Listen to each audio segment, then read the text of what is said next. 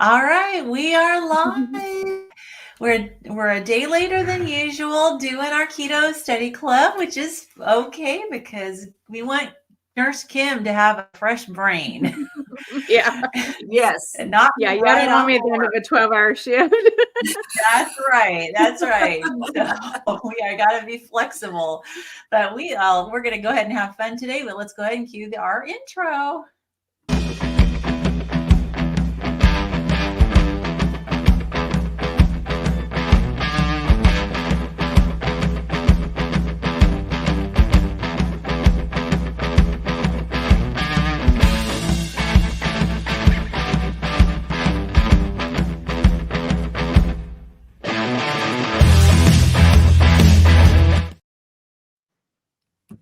I love it. It's so awesome. I feel great every time I hear it. It's got us all revved up. Yep. Awesome. So you two, how are you two doing? I'm good. I've been at PALS class today, Pediatric Advanced Life Support. So Yes. I'm kind of tired from that, like just mentally. Yeah. But I can read. I can read. Yeah. But you can read. Okay. Awesome. Good. Got Carrie. Awesome. All right. Good day. Hey, Jeannie with two N's. That's right. Saturday morning in Brisbane. Awesome. Love our Aussie friends. Yes, I love Jeannie. She is just amazing. And hey, I do have an update, a little bit of an update for you guys. Last night I had my follow-up coaching session. You know, I told you about the real age test. Yeah. And you know, I'm in my 60s now, apparently.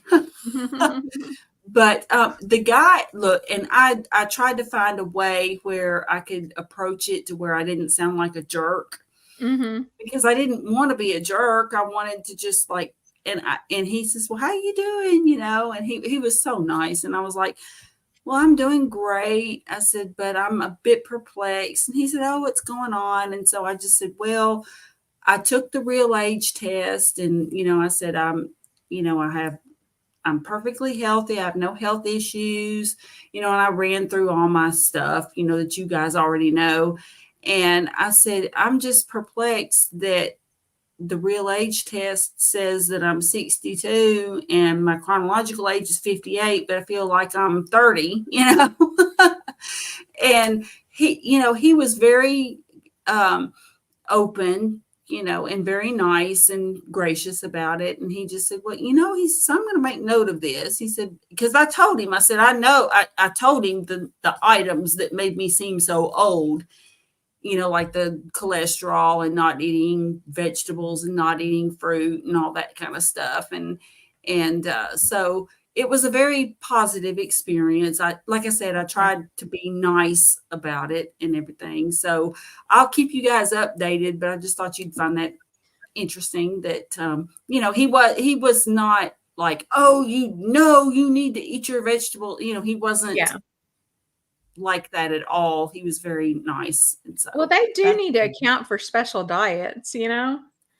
Yeah. And I told him, I said, you know, it's known that, you know, all of these things convert to glucose. And so if you want to avoid diabetes, and I said, then avoiding diabetes also prevents you from being at risk for cardiovascular disease. Yeah. And it's more important, it's higher up than the cholesterol. Yep, you know? Exactly. Yeah. And so he said, well, you know, he said, you've made some really good points here. And he says, I'm going to note that. And he said, you know, we'll follow up, you know, the next time we talk. So we're going to be talking, it's August 21st will be the next time that we talk. So I'll let you guys know what happens. Well, you know, fortunately, we can all decide for ourselves what we're going to do with our health, right? We don't have to follow the doctor's recommendations if we don't want to. That's the important thing with, you know, having our own autonomy. Yeah, I certainly won't be following anything any doctor tells me. So. Nope. Me neither. I mean, there's probably exceptions if I break a leg, something like that. But definitely when it comes to diet, absolutely not following any of the doctor's instructions for sure. Yeah, it depends on who the doctor is, Yeah. Yeah. I Well, have my even a lot of, yes, our carnivore doctors, absolutely. But we, even a lot of the functional medicine doctors, naturopath doctors, they're really into eating the veggies. They definitely, I think that's Oh, how yeah. they're trained as well. I love my functional medicine doctor, but she's constantly like, well, maybe you should try to branch out a little bit with your diet. And, she's gentle with it, but you can tell that she's like, well, carnivore is just not, they all use the word sustainable, Well, it's sustainable if I want it to be sustainable, I mean, Yeah. All I Yeah, have to absolutely. do is think about needles, insulin and needles versus do I want this food? And I can tell Right. you that there is no contest. It's like, no, no. I feel like when the doctors say, I'm not diabetic, but at the same time, Yeah. it's like, I don't want to become diabetic. And I've seen how it Right. progresses. You saw it with your mom. Yep. Yeah. Well, I feel like when the doctors try to give us like feedback on the carnivore diet, like what you're saying, Ken, it's not sustainable. I feel like it'd be a really valid question to ask them. So have you tried it personally? Yeah. Like, do you know this from personal firsthand experience? Yeah. If they Or, haven't, it's their opinion is just null and void in my book. right. If you haven't even tried it, you have no clue what you're talking about. Yeah. If you haven't tried it, how can you even have an opinion about it? And, you see really people day in, day out who've been following the standard American diet. And I know that not everybody that goes and sees doctors has a crap diet. There's a lot of people out there who are really working on being healthy. Yeah. As far as what they know to do. And they're eating their fruits and their vegetables and their grains and, eating, trying to be healthy with their diet, and they're still chronically ill. So but that's a rabbit hole we could definitely get down, get completely go down. Yeah. It's shameful how much doctors do not know, especially, about diet, nutrition. Absolutely. For sure. So, all righty. So, we left off last week. I got to make sure I know exactly. Do you guys have us at the section insulin resistance or hyperinsulinemia, or did we go one further? We went, well, I've got 1.2.2.3.3. It's etiology of insulin resistance is where I have us leaving off. Oh, yes, you're right. Okay. Sorry, I had turned the page to look at the little gingerbread man. So we're good. Okay, awesome. So let's see. Carrie, you want to start us this week? Sure. Yeah, I'll start. Okay, 1.2.2.3.3. Okay, etiology of insulin resistance. The etiology of insulin resistance and or hyperinsulinemia is complex and likely to have multiple pathways triggers as shown in figure 1.5.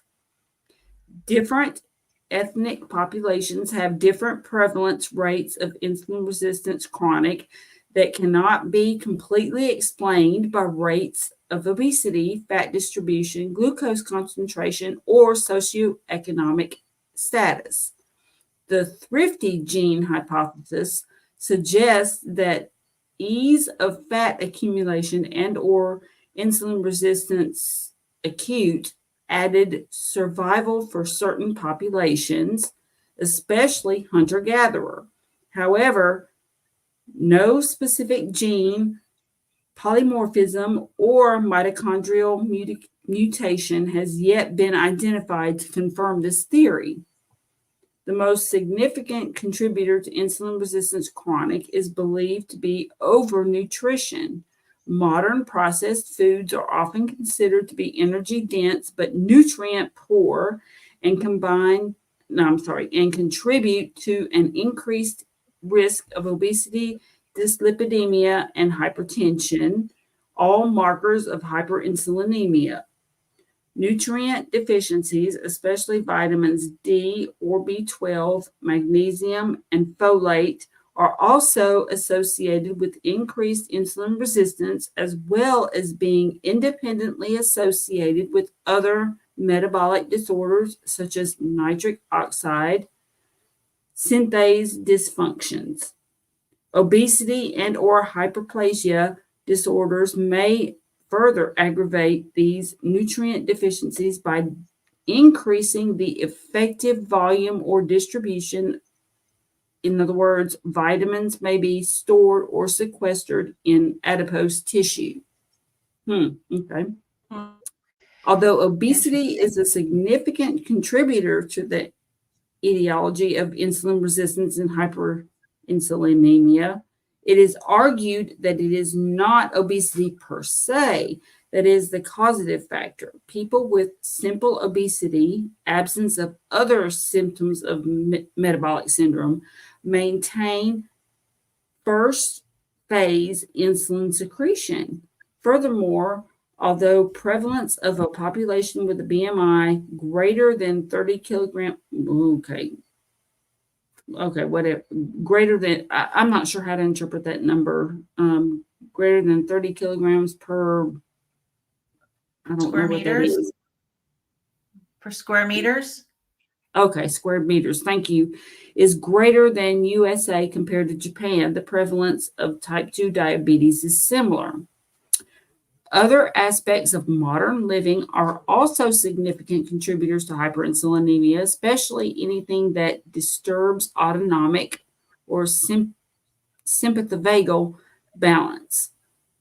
Evolutionarily, humans are not designed to function under allostatic or sympathetic overload, or in other words, chronic stress. Excessive and continuous release of glucocorticoids, Catecholamines? catecholamines, and other mediators will suppress immune functions, increase appetite, and aggravate hypertension and insulin resistance. However, this allostatic overload can also cause insomnia and other sleep disturbances. Disturbed sleep often results in increased stress and other psychological pressures the following day, which may further impact allostatic load and appetite and continue the destructive cycle. And I can just say that that is so true. Absolutely. I went through that fairly recently, and not having adequate sleep. I wish kind of retrospectively that I had like taken maybe blood measurements and things like that, but I didn't. But I know that it affected me a lot, like not having that sleep that I needed. Yeah. Well, I mean, they talk about the destructive cycle. So it's like you're stressed, you don't sleep well. You don't sleep well, you're increased stress. And it's just this really, this bad cycle. I wanted to bring up too, we're talking about insulin resistance here. And I watched a really interesting interview on YouTube just yesterday. I don't know if do you guys ever watch the Diary of a CEO? Yes. Yeah. He's a British guy. He has really fascinating interviews, and the guy's got a huge channel, like 6 million followers on his channel. So I like to watch his interviews a lot. He interviewed this, I don't remember if she's a professor. She says his doctor. So I don't know if it's a professor doctor, but anyway, she was talking about insulin resistance and how there's been a recent meta-analysis studies that have been this research that's been done since I think 2012. And a meta-analysis just recently was published that showed very strongly a different cause for insulin resistance than what we're talking about. I saw that. The C15 fatty acid. I don't think that it was on Diary of a CEO when I saw it, though. I think it was on there may be some other people reporting on it. It was on another channel, and it infuriated me. Well, it That's the one that intrigued. I tagged Dr. I don't know if you saw it or not, but I made like a community post and tagged Dr. Berry in Yeah. it and was like, what do you think It about this? intrigued Because Oh, me. yes. Yeah, I saw Yeah, that. it intrigued me because the C15 fatty acid that supposedly these studies show is causing a breakdown in liver cells um, is found most prevalently in dairy fats. And yeah. so I And thought, that's why okay, I'm like, this plant-based agenda has been pushed. Well, now we need C15. We're short on that. Gee, I wonder why. You know, right. like So they pushed what? us everybody away. Yeah, Common they pushed sense. everybody away from butter. They pushed everybody away from dairy. And then it turns out that it's causing this particular fatty acid deficiency. So I was just really intrigued. And I was guess what, by wondering. the way, what made me so mad is that she I know it wasn't on his that I saw it now. It was on what is his name? Thomas DeLauer. Yeah. Yeah. So Oh, it you know was on what? It was his. him. That's right. It was him. I watched a different one on the Diary of the CEO. Yes, sorry. It was the same Yeah. one. Thomas So Miller. it was on Yeah. his, and there was a point in the video that I actually made a comment and marked, and I said, if you jump to this section of the video, you'll see. And he literally took a deep swallow, like this before he said it. And I'm like, I try to psychoanalyze, right? I'm Yeah. not a psychiatrist, but you can tell people give little tales before they say things that they're not comfortable with. And he was talking about how she's selling a C15 supplement. Wow. Right. Right. Exactly. Yeah. Oh. So the message wasn't more butter. No. The message was, okay, we need to extract the C15 and put it into a capsule because you don't want all the other stuff that comes with eating dairy that's so negative. You want to just get the C15. Yeah, and see, her Yeah. husband was in the Navy, and so they did all this in the Navy. She may have been in the Navy too, but they did this while her husband was in the Navy, and I guess the Navy funded it, and it was I think they studied dolphins, Mhm. was Yeah. it Yeah. yeah, dolphins. And Yeah. evidently these dolphins are short on or low on the C15 too. And I'm not negating that like this could be a possibility. I'm not saying that it isn't, but when you are selling the answer to the problem that you're introducing to everybody, it really it takes some of your credibility. And I think a lot of I people in the agree. comment section were like, oh, the military, because you know how people think about military, right? Well, I was in the military. Okay. So there's nothing bad about the military to me, but I mean, I also don't think like people in the military are people, Yeah. just Yeah. like me and and Right. I don't think that necessarily puts them on this like high pedestal, but I mean, I'm not saying anything personal against this woman. I'm sure she's a nice person. I'm sure her husband is, but it just, that's to me, that's what it said is if you Yeah. scroll to this part of the video, you'll see what this video is about. You'll see, they're selling a That supplement. product But here's itself. the thing, if you can get it through food, no Yeah. matter what it is, like I've reduced my supplements. I mean, I used to be so like, when I first started this whole journey, and I mean, I had like a ton, supplements that I was taking. I was very Mhm. conscientious of what I was putting in my body and that kind of thing. And like I've gradually, like for example, like I don't take any kind of fish oils or krill oils or anything like that because I'm eating sardines. So I don't Yeah. need it. You probably don't need Um, it. yeah. And so it's like the omega 3s, for example. I'm not taking any of those supplements anymore because I don't need them. And I think that if there is a way to get it through natural foods, that's just, Right. but here's the thing, there's people who say, oh no, you can't eat animal-based products or whatever. But yet here's these supplements that you need this stuff because you're not Yeah. getting it through these other plant-based things. They're not going to necessarily say that, but they're going to say okay, this is the healthy way to eat, but you've also got to take these supplements to go with it. And And I I mean, just, don't misunderstand me. I am not against supplements at all. no, Like, me neither. I'll take supplements. Yep.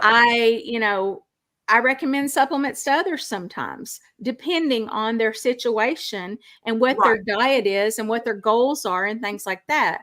But I do believe, like you said, that if I can get something from food, which I did quit taking fish oil because I eat sardines constantly. There's no reason for me to take fish oil. Yeah. So Cynthia says Dr. Boz did her entire Tuesday live stream on this subject this week. Interesting. Ooh, I'll have to watch interesting. That. Yeah. And Jeannie loves your earrings. Oh, thank you. Oh, Kim's earrings are always awesome. I love earrings. I love jewelry, but I really love earrings, especially long ones. And these are lizards because I used to have 4 lizards. Now I have 2 lizards. Really? Cute. Well, when I was working as a GI nurse, I had some dangly earrings that were a roll of toilet paper. Oh, cute. Oh my God. I used to wear those to work. That's cute. Well, this is my entire personality at work because you can't really have much of a personality when you're wearing a solid color uniform like everybody else's. So I have earrings and cute shoes. I love your earrings. They're always great. Me too. But, the whole thing with this study was they were talking about the people in Sardinia and this, is it Pecorino cheese that they make there that has really high C15, and how they're kind of like example, like she was talking about the C15 levels that they measured in the people there versus the bare minimum that we had to get here, and how it equates to their health and longevity. And so, my first thing was to go on Amazon and see how much Pecorino cheese costs. It's expensive, but you can actually get it. But I figured I want to see, like, what else do I need to do as far as maybe beef up what I'm getting. If this really is, it was a meta-analysis. So I'm assuming it was probably okay. Well, and also test. Let's get a test and see what our C15 levels are. She did say you can get a test to see what your C15 levels are. She said that basically this people in Sardinia is like, what is it, 0.6 or something? And where we generally tend to run around 0.2 at the most in this country. I don't remember what she said about that, but yeah. But if it is true that is the missing link on insulin resistance, I'd be curious to know if that ends up being in a revised version of this book that we're reading. If it's actually true, and I was just paying such close attention to I was hanging on every word she was saying until she started talking about the supplement she was selling. And then I'm just like, there too. You lost me there. No. But I don't want to throw the baby out with the bathwater either, because I want to, if the study is legitimate and it really is a valid thing, then I'm sorry, I'm not trying to interrupt. This thing had me so heated that day. I was like on fire. I was like, I could not type fast enough. If you go through the comments, I'm all through it. I'm like, oh, how about we just eat this? Or, I don't know. Well, that's a good point, because there again, if you can get it through nutrition, they tell us plant-based. Yeah. Plant-based. But yet all these nutrients are in meat and fat. Yeah. But yet you have to supplement to get, we need this nutrient. We need this. We need this. You need to supplement this. And it's like, how about we just eat meat? And, meat and vegetables. If most people did that, things would be much better. For most people. If it was something we could not get, let's say it's something that doesn't exist anymore that we're missing. Okay, sell me a supplement. But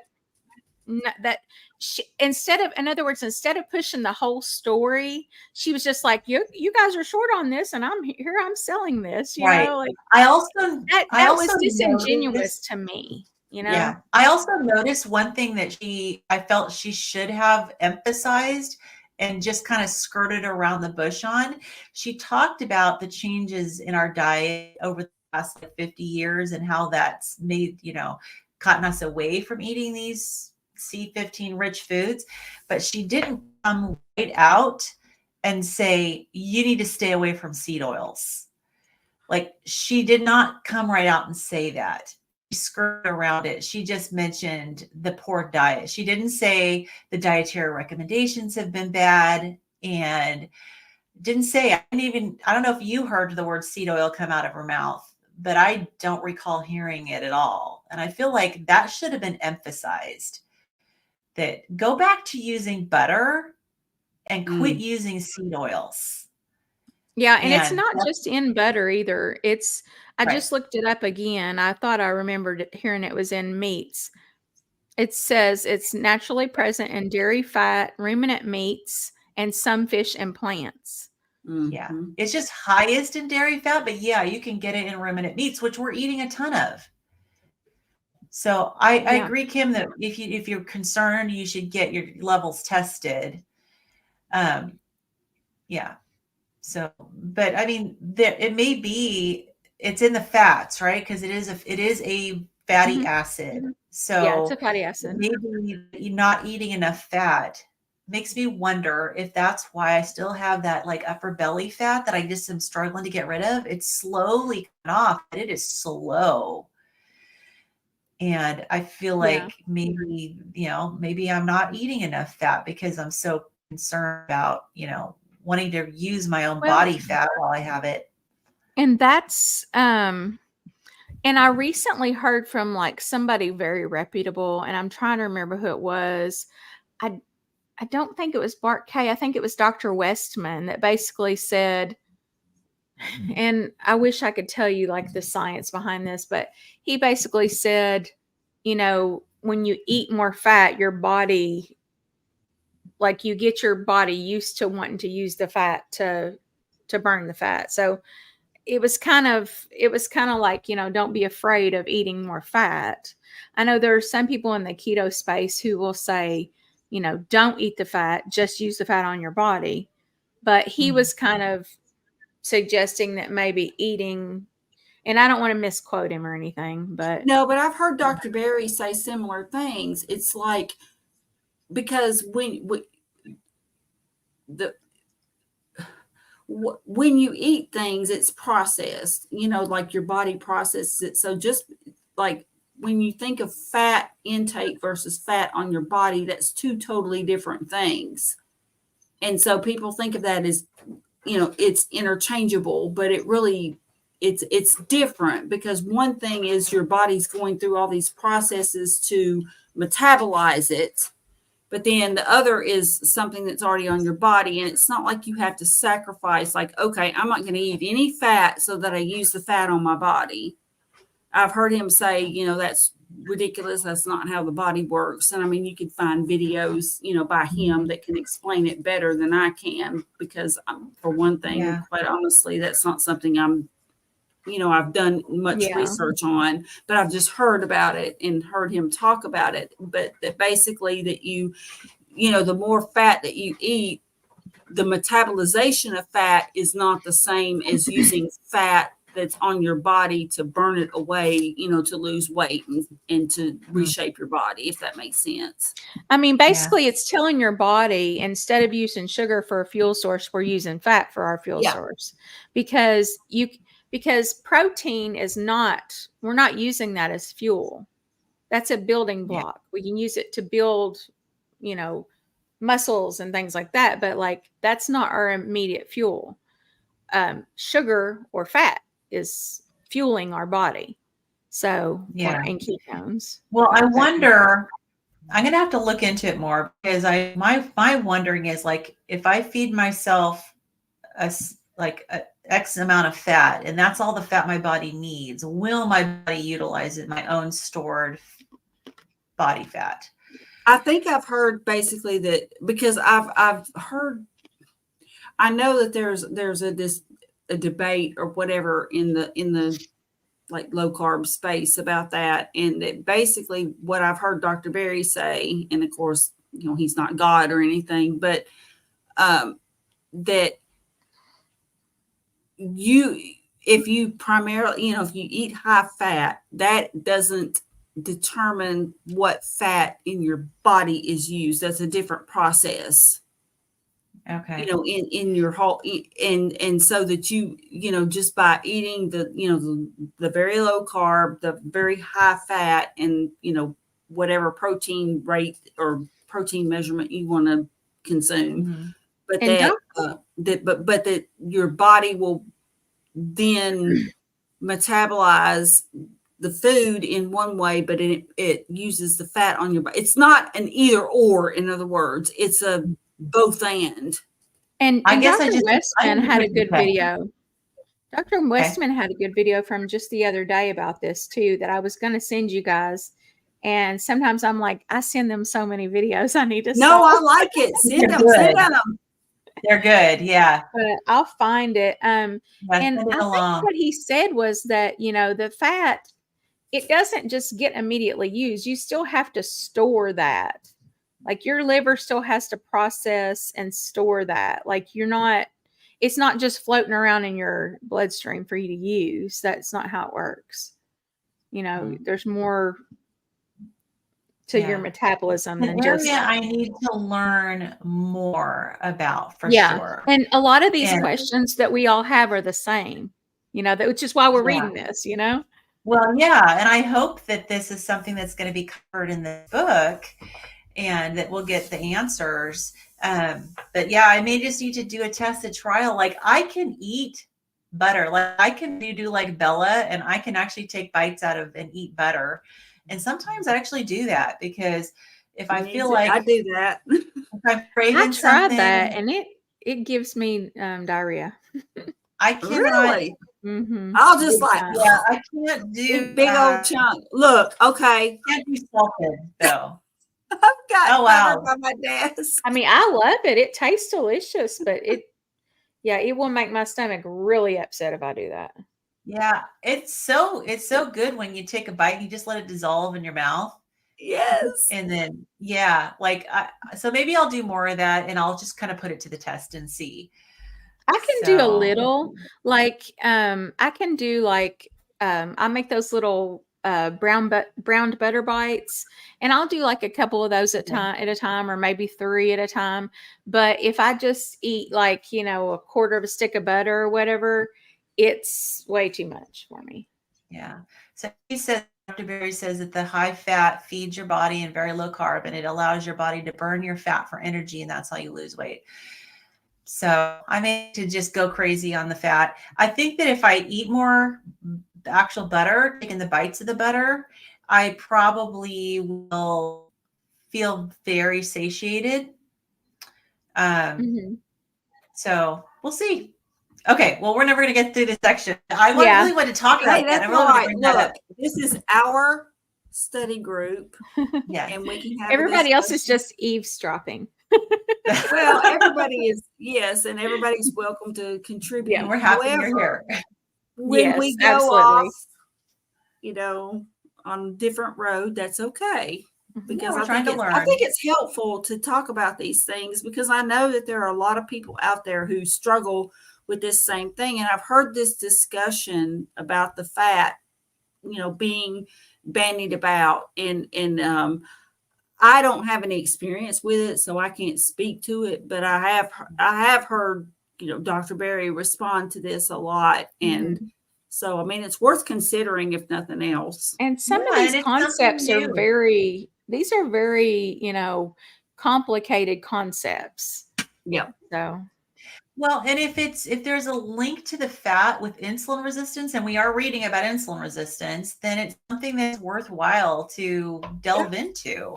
Yeah. Because if it's not just sugar and it's not just carbs, but there's an actual type of fatty acid that we need to eat more of to help with insulin resistance, then I think that's a good thing to know. And I think, of course, the main thing for insulin resistance, and maybe I'm just too simplistic in my brain, but it's just like eat basically very low carb, high fat, keep your insulin from going up, and eventually you're going to get there. I mean, that's just Thank what you, I think. I'm very simplistic, I'm sure. Well, I mean, I think that's dead on though, Carrie.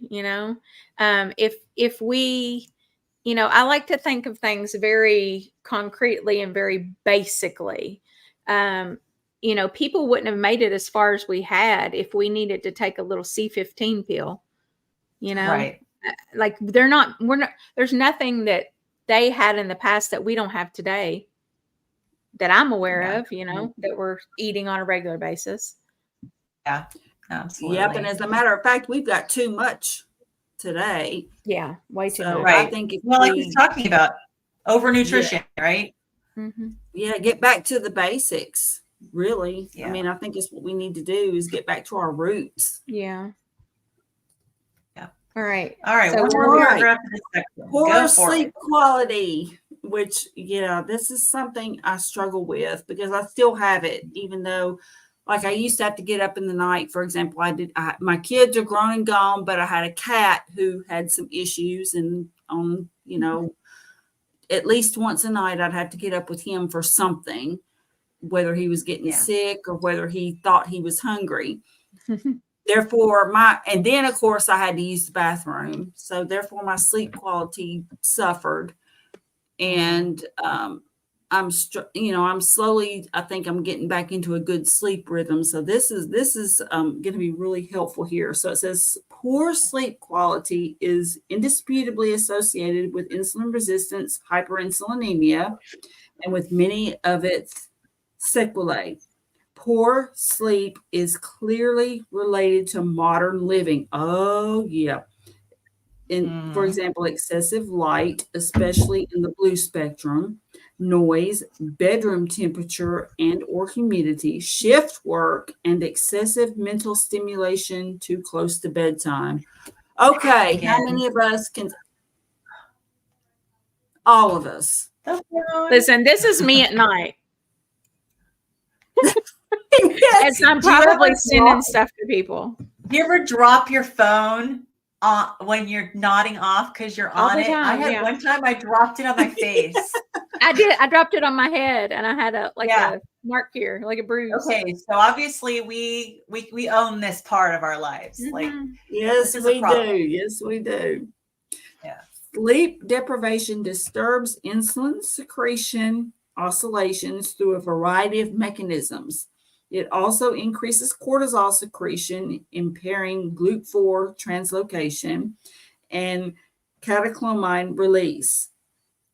Furthermore, sleep deprivation increases ghrelin and decreases leptin, thus affecting appetite control. Sleep quality is also crucial to good metabolic health.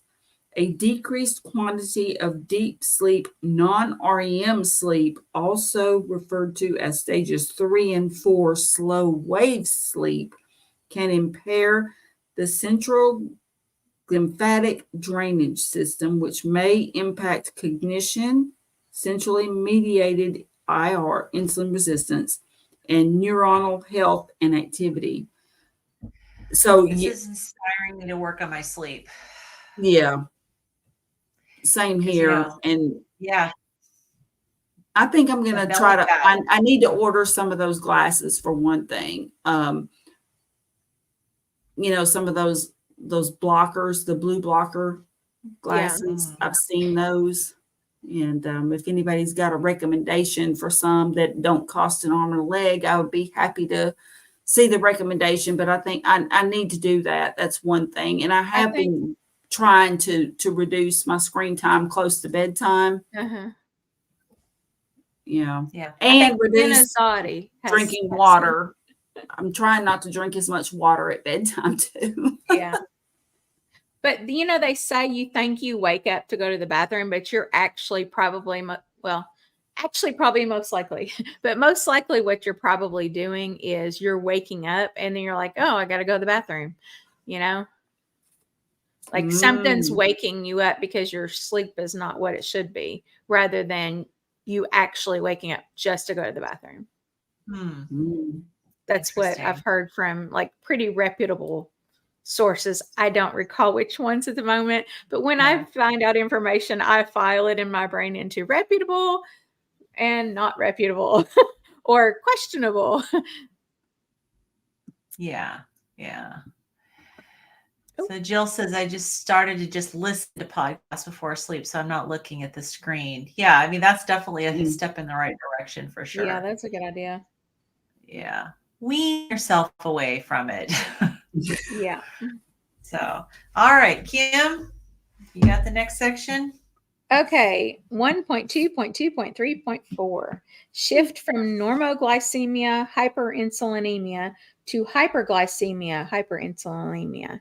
The metabolically healthy are initially normoglycemic, normoinsulinemic. Repeated exposure to one or more insulin resistance triggers, especially overnutrition, causes a slight elevation in plasma glucose, still well within the normal reference range of 3.5 to 5.3, but enough to cause glycemic stress on mitochondria. This glycemic stress causes an increase in systemic mitochondrial respiration, a decrease in oxidative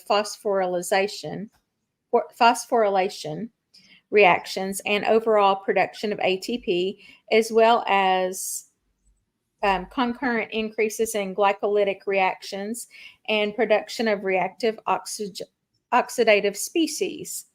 The process reduces effective cellular communication and protein/other substrate production and increases the cell's need for antioxidants. This drives a number of different processes, including a loss of the first phase insulin released for reasons not fully elucidated, but hypothesized to involve a less hyperpolarizable. Sounds good to me. Okay, hyperpolarizable. Okay. Now I forgot the other word. Hold on. Inner mitochondrial membrane. Observations show a decrease in quantity and or impaired exocytosis of the readily releasable insulin vesicles. It's reasonable. This loss of first phase insulin response is evident in people with impaired glucose tolerance and type 2 diabetes, but may also predict their onset. Okay, that I think ties in. You know how we've talked about, and I know Dr. Bickman has referenced this, like when people who are on a low carb diet, they fail their glucose tolerance test, and it's because they don't, they're eating such low carbs that they don't store enough of the insulin in their, like there's that first phase, and if you don't have enough in there for that first phase, then it causes you to fail. So I believe I'm trying to tie this into things that I've already learned. So does that make sense to y'all that this is kind of relating to that phenomenon, in that first phase can kind of indicate whether or not you're in insulin resistance, depending on what it is that your body is accustomed to? I'm not sure if it's related to that first phase or not, because that first phase is like pretty much within an hour or so, and then the second phase within 10 minutes. Okay. So that first phase is pretty immediate, and then that second phase is like within a few hours. So I don't know if that would pertain to that you're talking about, because but it says what he's talking about what he's talking about would involve like days, like, you know what I'm saying? Like one day you need to like, I don't even know how to say it. Basically, well, what I'm talking about is like when you go in, like if you were to go in and take a glucose tolerance test and then you fail it. And I know that Dr. Bickman before has said that like your pancreas gets rid of any excess insulin. Yeah. Okay. You don't use this. So, after a certain period of time, I think it's like 12 or 15 hours or something like that. that, okay, we're not going to use, because you don't use it on a routine basis. We don't do this. So we're just going to get rid of this. And then all of a sudden you get this high dose of, that glucola, which, oh my God, that stuff made me throw up when I was pregnant. No kidding. But anyway, so you get this dose of glucola, and then you don't have that first phase of insulin response. So then therefore you just fail the glucose tolerance test. And so what he says is to eat a little bit of carbs a few hours before you have to take the test, so that your pancreas is like, oh, okay, we're doing this again.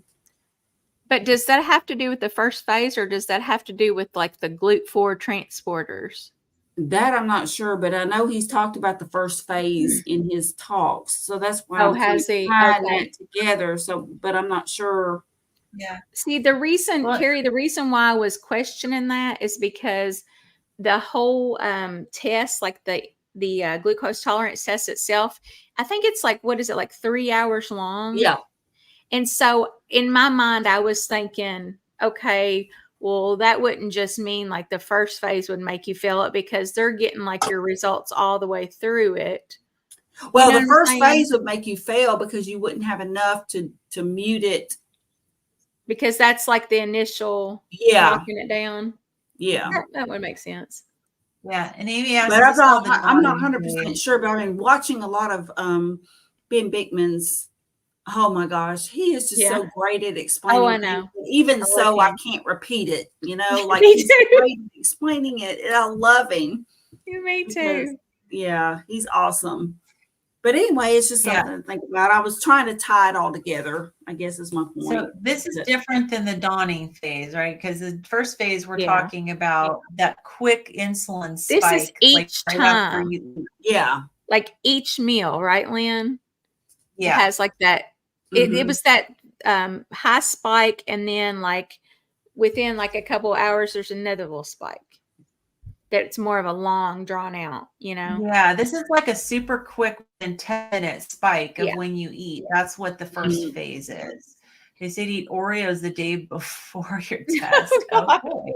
Well, Oreos fix everything. I mean, they fix your cholesterol. I know how to fix it. Don't take the damn test. I'm not taking that test. I'm not taking Not that I'm going to have a baby, but. So. Okay. All right. Okay. So, but it does say here that this,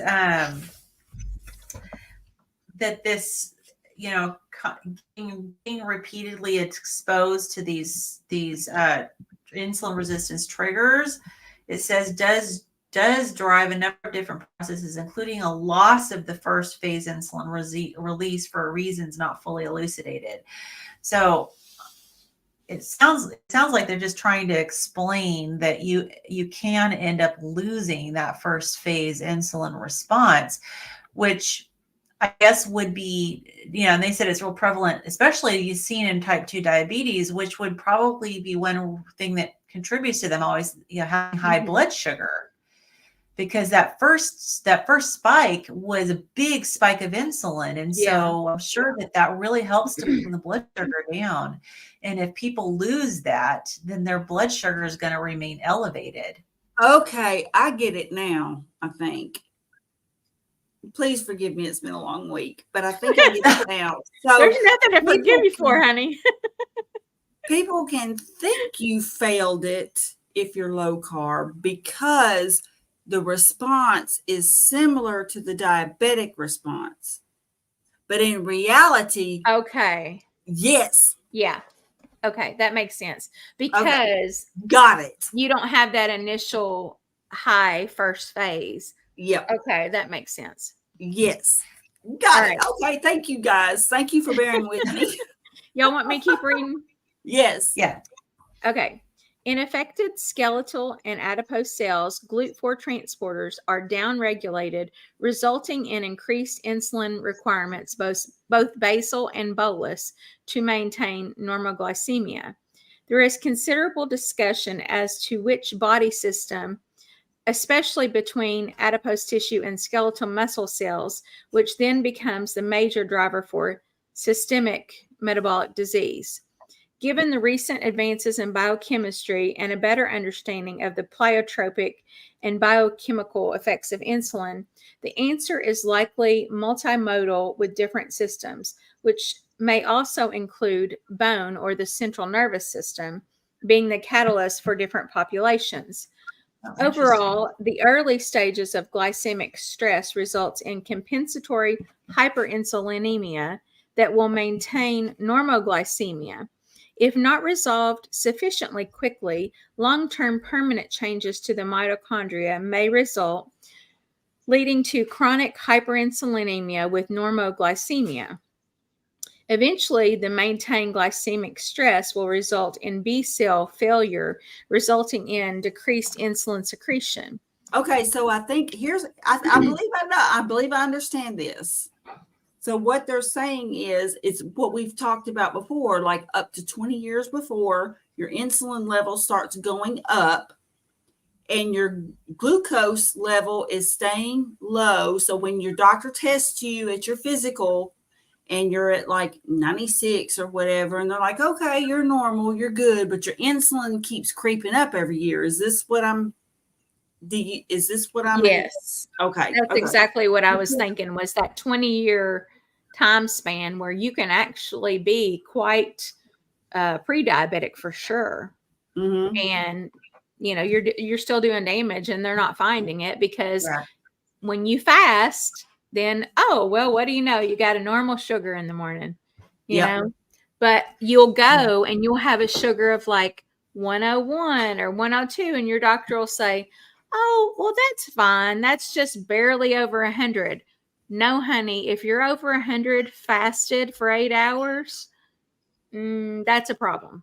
And we haven't checked your insulin. Your insulin might be 20. They're not checking, right? They never check your insulin. Yeah. It's taking more and more insulin to keep the blood sugar at a normal range.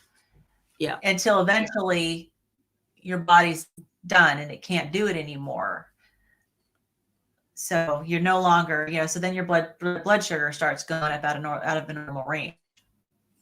Okay, so that's what they're talking about here, I think. It could take decades. Yeah, I think that's exactly what I was thinking when you were, or when I was reading that, I was thinking that exact same thing, and then you said it. Okay, cool. All right. Okay. I'm not lagging behind. I think I've lost my place, though. Do I start it overall or this depressed? This depressed is. Okay. This depressed insulin. Oh my God. This depressed insulin sensitivity, I guess. Is that it? Yeah. IS. From pancreatic beta cells, especially in the presence of insulin resistance in the alpha cells, will impair glucagon suppression. This leads to excessive glucagon being released, which will raise both basal and postprandial glucose concentrations, leading to hyperglycemia, eventually resulting in type 2 diabetes. Given that hyperglucagonemia is associated with both type 1 and type 2 diabetes, it demonstrates that diabetes mellitus is, at a minimum, a bihormonal disorder.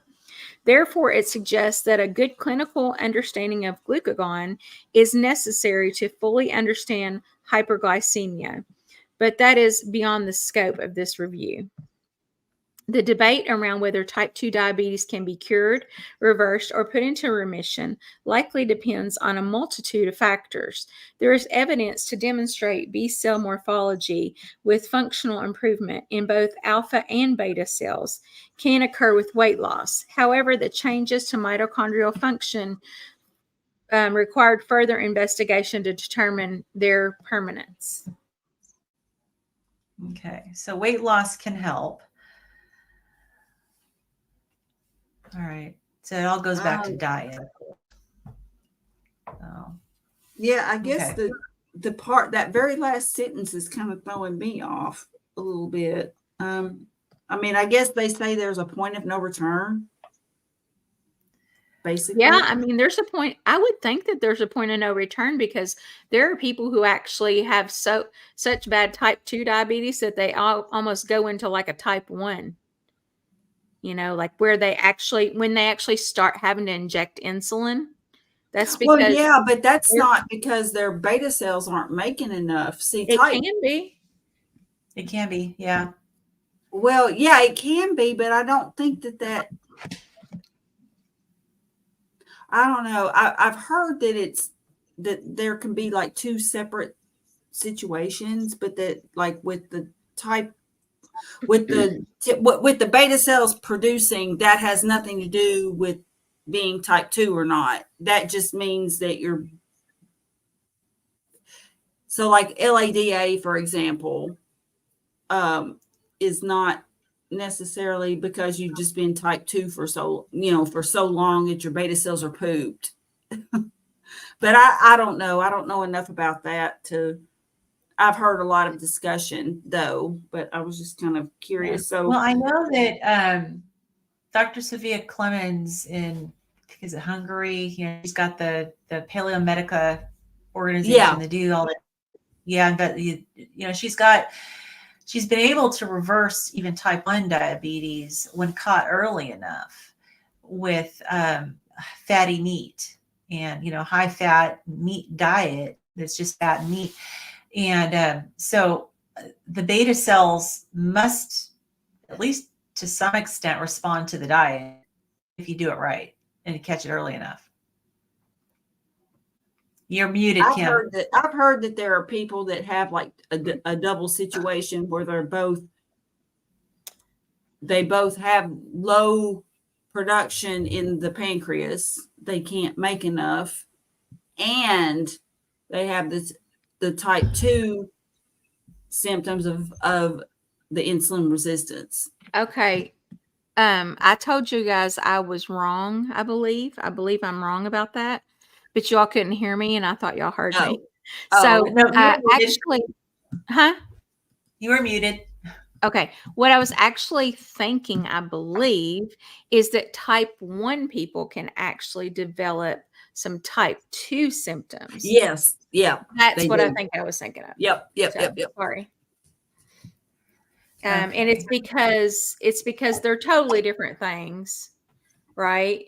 But type 1 people can become, type 2 people are resistant to insulin resistance, but type 1 people can actually become that way towards the insulin that is, they're injecting into themselves to treat their type 1. Does that make sense? Yeah, it does, because the same thing happens when you're type 2 and you just keep injecting that insulin, and it just makes it worse too. Yeah. And then there's always those cases where I guess somebody was like headed to type 1, but not just fully there yet. And then they're an adult before they realize, oh, it wasn't actually type 2 diabetes, it was type 1. Because I know people that's happened to them too. And I think that's just the autoimmune component of that, Yeah. Yeah. So Amy has a question. And so gastric bypass stops diabetes. How does that work? You can't chat with gastric bypass someday, but not much. I don't remember the name of the cells in the stomach, and it's been a while, but I know that there's cells in the stomach that, especially like with gastric sleeve, I remember talking to a lot of people that had it, and actually talking to bariatric doctors. They said that when you cut out the portion of the stomach, you lose all these cells that contribute to diabetes. And I wish that I could have a better answer, because it's like I said, it's been years since I've had this discussion with anybody. But I'm thinking that it works the same way with gastric bypass, because those cells aren't. It had something to do. I was thinking it had something to do with the GLP-1. Yeah, I think it does. I think it's a combination of the two. Yeah. Yeah. And again, I wish I'd have to go look it up again. It's been, like I said, it's been years since I had this discussion, but there is definitely something in the stomach that that is no longer being activated, and therefore you can, helps with diabetes. So, okay. I'm looking it up. But you can go ahead. Okay. All right. Well, did we finish your section? We didn't finish the section yet. We're on insulin Oh, we didn't. resistance or hyperinsulinemia. Okay. I don't know what's wrong with my brain today, but I've just got a Friday brain. Like I can't even keep I track of hear where we're ya. at. It feels so weird to be Friday. Like it doesn't feel like Friday to me. Yeah. Okay. All right. So this is section 1.2.4, insulin resistance or hyperinsulinemia. So although the literature has traditionally discussed insulin resistance as the condition that underpins type 2 diabetes, there are a number of challenges with this definition. Firstly, it ignores the role of hyperinsulinemia. It is frequently surmised that type 2 diabetes occurs when the pancreas is unable to produce sufficient compensatory insulin to overcome the defects associated with insulin resistance. Yet, as shown above, hyperinsulinemia is an important modulator of metabolic health independently of insulin resistance.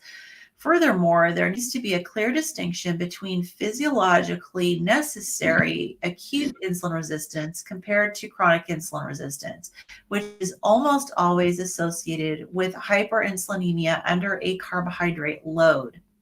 This means that although insulin resistance and hyperinsulinemia have distinct biochemical pathways, the two conditions are intertwined and frequently conflated, especially due to the feed-forward pathways.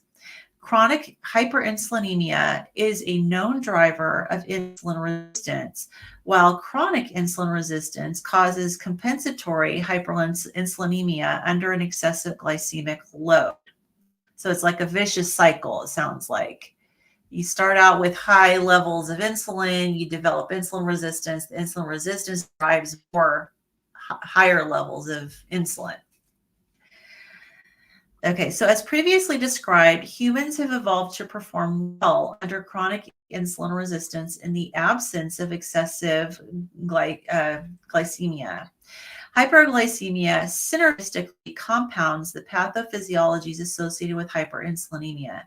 Given hyperglycemia is easily measured, but hyperinsulinemia is not, it is highly plausible that many associated pathologies, for example, microvascular disease, meant in the hyperinsulinemic normoglycemic state. For example, hyperinsulinemia / insulin resistance elevates plasminogen activator inhibitor type 1 or PAI-1.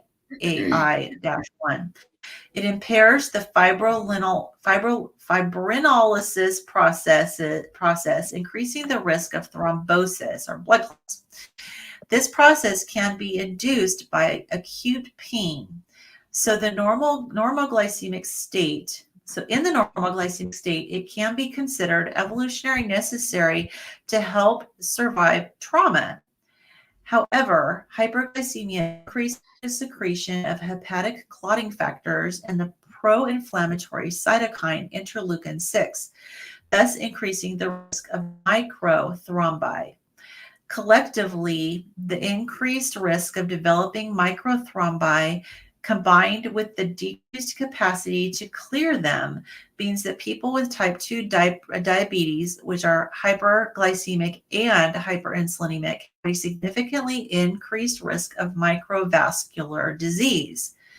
Given the intertwined nature of chronic insulin resistance and pathological hyperinsulinemia, unless otherwise specified, the two conditions will be collectively referred to as hyperinsulinemia for the rest of this section.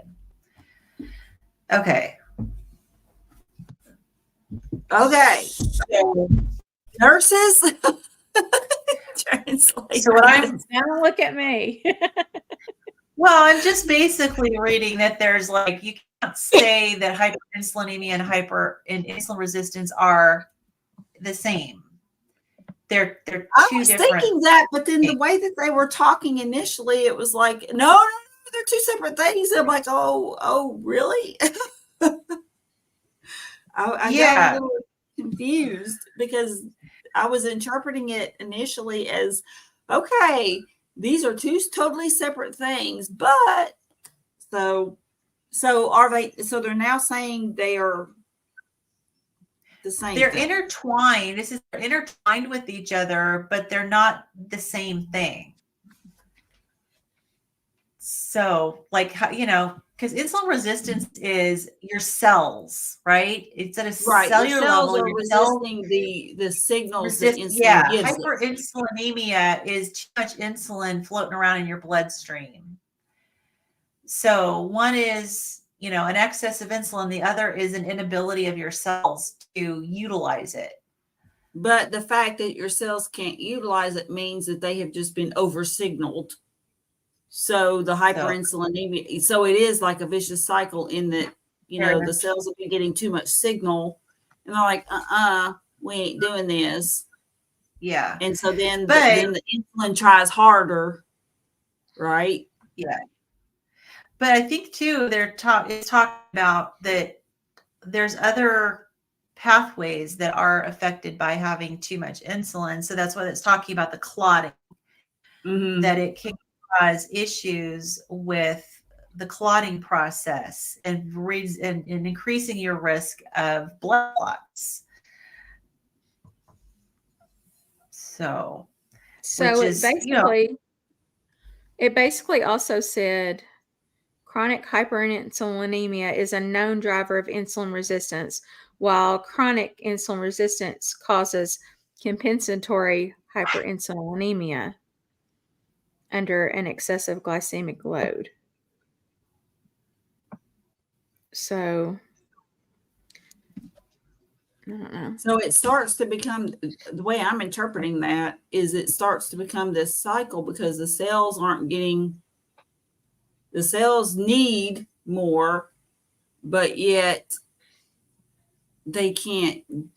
And so insulin is like pushing more and more, and it just they keep going around and around and around because on the one hand, the cells need it, but on the other hand, they don't, or they think they don't, or. Okay, so maybe do they need it to process all this sugar, but they're like not letting it in because they're already full. Yeah. Does that make sense, or is that something totally different? And the pathways have been disrupted because remember we read about how inside the mitochondria, inside the cell, it gets clogged up, and that GLUT4 can't get to the cell surface to allow the insulin inside. Yeah. So there's more than one thing going on. So the cells are crying for help, but at the same time, they can't accept the help. Because the cells think they're starving, but they can't get it. Because they're short of energy, or they're simultaneously starving, and especially like the cells or especially like the brain. I remember reading that there would be sugar all around the brain, but it couldn't do anything with it. Oh, Ben Bickman, water, water everywhere. Rhyme of the Ancient Mariner. Yes. Iron Maiden. I know Iron Maiden did not write that, but and it's based on a poem, but still, I loved it. I was like, yes. Yeah. Thanks here. Totally separate things that are often conflated because they are different, but a lot of the same. Got it. Yeah. I know it's clear as mud, right? Yeah. So clear as mud. I mean, listen, we've got an analyst, a data analyst, and two nurses here, and we're just like scratching our heads, like, huh? So you guys are actually seeing the wheels turn, and it's painful. Yep. It is painful. I know. That's a lot of confusion here. Absolutely. So, Amy, but it is still awesome that we're working through it, like in real time together. Yeah. And also so people can see, like, number one, there's way more to this whole low carb and carnivore stuff than meets the eye. Okay. Yeah. Dr. Berry and all these other docs, they're aware of all of this stuff. They know all this stuff. And then they're feeding us this little bite-sized bit of information that we can understand, that we can all understand. They're kind of like translators. But I and Lynn and Carrie want to be translators. Yes. So this is We why want we're to doing know. this. We want to know about the man behind the curtain. Yes. I was always the That's one in right. nursing school that would be like, but why should we not do that? Or why does the heart do that? Like I didn't want to leave class until I knew exactly the mechanism of, Mike said, nerd power. Yep, absolutely. Yep, I was that person too, just inquisitive and wanting to know every detail. So, all right. So, yeah. So, I mean, the fact that I think that the takeaway is that at least for me, not only is it they're two separate things, but the increased insulin can cause other issues. So it puts you at risk for other problems besides just diabetes. It can end up causing you problems with clotting.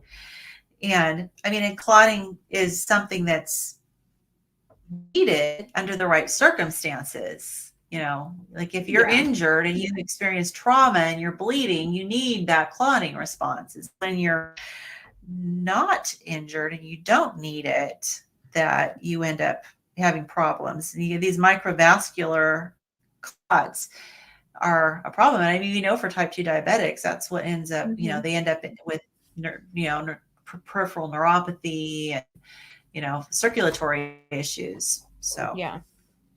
Okay. What time is it? All right. We haven't gotten to the gingerbread man. You guys want to just stop here? This might be a good place to stop. I'm sorry. I guess I veered us off the path, but I was just. No, I did too. I talked about. I really want to understand what I've been like in classes before and people groan because I'll ask like, okay, but we were all that person, Carrie. Okay. They're like, oh, come on. We want to leave at 4:00. Why are you asking questions? Yeah. They would all get mad at me. They would all count my questions. And so as a, retaliation to that, after I found out they were doing it, I would raise my hand and I'd be like, this is question 42, blah, blah, blah, blah, blah. That's great. We're having a discussion in the chat about Bob's your uncle.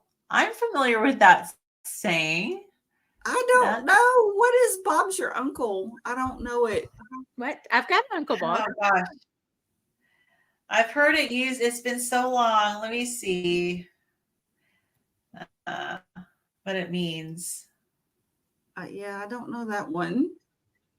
It's okay. So Bob's your uncle is an informal colloquial expression that is commonly used in the UK and Commonwealth countries. It can have multiple meanings, including "and there it is" or "there you have it." It's done. Everything is taken care of. You're all set. You got it made. Something. Basically. Oh, okay, gotcha. It's kind of like.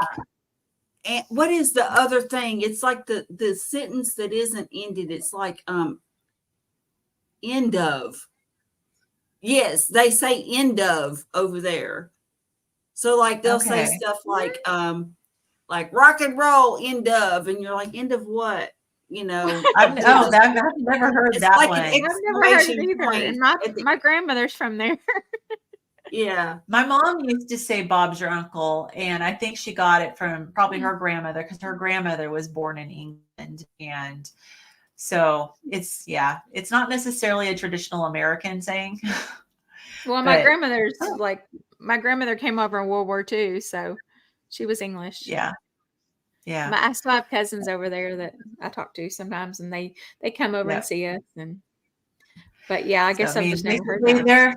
There you have it. You got it. All right. I'm surprised I haven't heard that from my dad. My dad's Canadian, and he would always say like weird stuff that other people didn't understand. Okay, so I'm a redneck Canuck because I'm Southern/Canadian. So I'm a redneck Canuck. So where did we get to, guys? We got to 1.2.2.5. Yeah, so we'll pick up there. Hyperinsulinemia. I almost think we should finish this out until we get to the 1.2.2.5.1. I don't know. Okay, we can do that. Yes, it's a small section. Well, I'm just looking at the It's the not Yeah, much. you're right. Yeah, you're right. We've got one more like non-bolded little section, and we come to the next bolded section. So yeah, you're right. Do you want me to quickly read that section? Yeah, you can. Okay, so yeah, and it's probably good. Consequences of hyperinsulinemia. So hyperinsulinemia affects every cell within the body, especially via mitochondrial defects and changes to fuel flux, okay, leading to increased ROS and AGE production. So those are the oxidative stress, right? However, it must also be remembered that body systems do not work in isolation, and the overall impact of hyperinsulinemia should be considered holistically. For example, insulin resistance in cardiac neurons will impair healthy function of the cardiovascular system, just as vasoconstriction in cerebral capillaries will have significant effects on cerebral health. This means that hyperinsulinemia is directly and or indirectly associated with many different pathologies, both mechanistically and or epidemiologically. The main mechanisms involved are mitochondrial stress and altered substrate metabolism, ectopic lipid accumulation, increased gene transcription, vascular or neurological consequences, and by affecting different signaling pathways, including intracellular pathways like P13K or MAPK, or extracellular pathways, including hormones or cytokines. So, and so, And I know what ectopic lipid accumulation is, thanks to Dr. Bickman. He said that ectopic means something that doesn't belong there. Yeah, like ectopic pregnancy. Yes. Yeah. Okay. Yeah, it's I'm learning. learning. This is awesome. Okay, great. Okay, yes. I'm sorry, but I'm excited So that I can connect the dots. Okay. Yeah. So ectopic lipid accumulation is lipids are where they don't belong, right? Yep. So this is the figure that it was referring to, which we were excited to show, is the gingerbread man. It's basically just showing you a visual of the complications of hyperinsulinemia. So you've got the neuropsychiatric, the gastrointestinal, the endocrine, cancer, urology, general inflammation, skeletal, circulatory, and then they have like tinnitus, vertigo, Meniere's disease, periodontal disease. So there's like a whole bunch of stuff. Even your eyes, retinopathy, which we know from like type 2 diabetes, but even before you have type 2 diabetes, I guess hyperinsulinemia can cause problems with your retina. But you know what my theory is? It all goes to the little word in the right lower corner, inflammation. All of these things are inflammation. They're all related to inflammation in whatever area it is. That's my thought. All caused by diet and environment. I mean, there's a combination of things because our bodies are primitive bodies living in a modern society. And we haven't adapted. I mean, and the only way sorry, Sarah. I mean, Carrie, sorry. No, it's okay, but we're just like, what are we doing here? Yeah. And the only way that we have names for any of this stuff other than inflammation is that we are people who want to explain things and come up with groupings of things and put groupings of symptoms together. And, this is that. And then this is that. I think it's all the same. Yep. It's all the same thing. It's just wherever it presents. I'm just interested in the fact that it lists ulcerative colitis here because ulcerative colitis is considered an autoimmune disease, but yet, which is inflammation. But it's your body attacking itself. It's like it didn't list Crohn's disease, which is also an autoimmune. Well, they probably don't have enough room to list everything. They had to pick and choose. Maybe. Yeah, I think that's part of it because there's so much they could list that's not there. And I mean, I'm sure like if scientists and doctors heard me saying that, they'd be like, "Oh, she doesn't understand." And it's like, I think I do. I bet you Dr. Nelson would Maybe. say we understood. He's not here tonight. I miss him. Yeah, me too. Maybe I'm at that point on the the Dunning-Kruger effect, where you don't realize how much there is that you don't know, so you think you know more. Yeah. I actually don't think I know Oh. that much. I'm just trying to figure out my body, and like it seems like every single problem I have and every single problem my friends have is related to inflammation of some sort. You know? Yep. Yeah, absolutely. Yeah, Mike, inflammation, seed oils, too much insulin because too much carbs and sugar. That's right. Inflammation gives new meaning to Alicia Keys. That girl's on fire. Yep. Ain't that the truth? All right. Okay, so basically hyperinsulinemia, the takeaway, does not just lead to type 2 diabetes. It causes generalized inflammation and all sorts of issues. So, all righty. Well, we will stop there. And so are we good for picking up the normal schedule next week, Kim? Or are you working Thursday or what's this? No, I think I'm back to, well, I say a normal schedule, but my schedule's getting ready to change. Oh no. Hopefully Because, not for no, worse. it's a good thing because Oh, good. I'm not going to be working on Fridays anymore after probably a month or two. At least Okay. not on a regular basis, because I did work every Monday, Tuesday, and Friday usually, and sometimes I'd throw Saturday in there, and then sometimes there'd be a random Sunday in there. But I'm not going to be charge nurse on Fridays anymore, because I don't want to be. Right. I just want to do it one day a week. Everybody else does it one day a week, so I'm going to also do it one day a week. But anyway, let's see here. So yeah, next. Hold on. Yeah, next week I'm off on Thursday, so we should be good. Okay. All right, cool. All right. Good deal. Thanks everybody for joining us and putting up with all of our verbally trying to process. But we're all learning. This is good. This is good. And This if we is the ever get purpose too of the study ridiculous, group.